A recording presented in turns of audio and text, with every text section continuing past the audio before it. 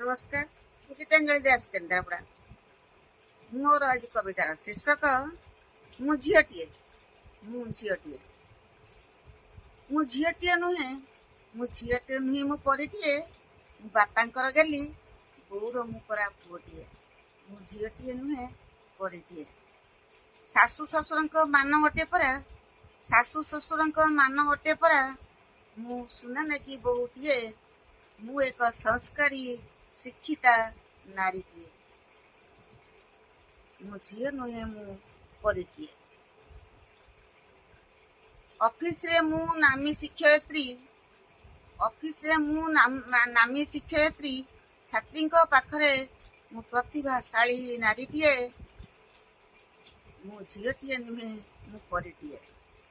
ଛାତ୍ରୀ ମୋ କହନ୍ତି ମୁଁ ତାଙ୍କର ପ୍ରେରଣାଦାୟିନୀ ମାଟିଏ।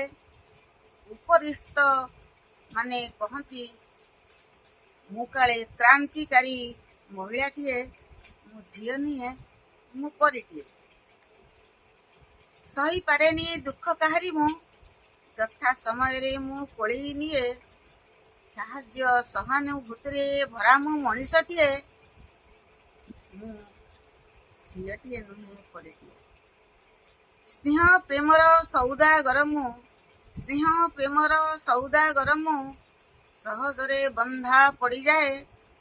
ପିଲାମାନଙ୍କର ଦିଗ୍ଦର୍ଶିକା ମୁଁ ଆଦର୍ଶ ସଂସ୍କାରେ ଗଢ଼ି ନିଏ।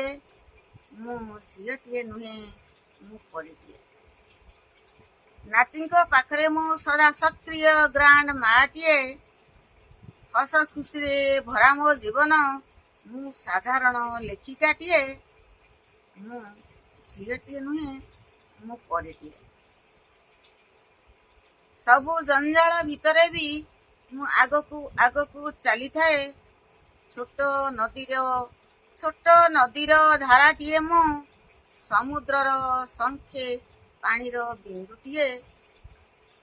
ମୁଁ ଝିଅଟିଏ ନୁହେଁ, ମୁଁ ପରିଟିଏ। ସଂକଳ୍ପ ସିଦ୍ଧ ମନ ମୋର, ସବୁ ସମସ୍ୟାର ସମାଧାନଟିଏ। ଗୀତା ଭାଗବତ ଭାରି ପ୍ରିୟ ମୋର, ହେଲେ ସମ୍ବିଧାନ ମୋର ପ୍ରାଣ ବିନ୍ଦୁଟିଏ। ମୁଁ ଝିଅଟିଏ ନୁହେଁ, ମୁଁ ପରିଟିଏ। ମା ଭାରତୀ କୋଳରେ ଜନ୍ମ ନେଇଛି, ମୁଁ ଦେଶପ୍ରେମୀ ନାରୀଟିଏ।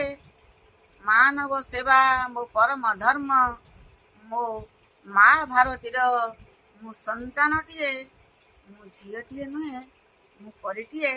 ମୁଁ ଝିଅଟି ସିନା ଝିଅଟିଏ, ମୁଁ ଝିଅଟିଏ ନୁହେଁ, ଝିଅ ରୂପରେ ମୁଁ ପରିଟିଏ। ମୁଁ ଝିଅଟିଏ।